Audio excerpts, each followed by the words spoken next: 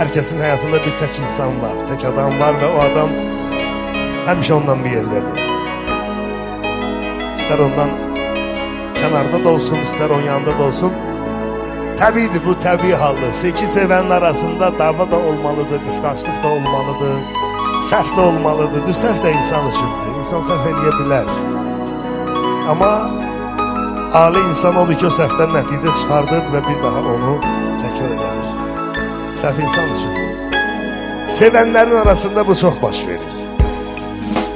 Başlayırlar bir-birinə qürur göstərməyə, qürur eləməyə, qürur yapmağa.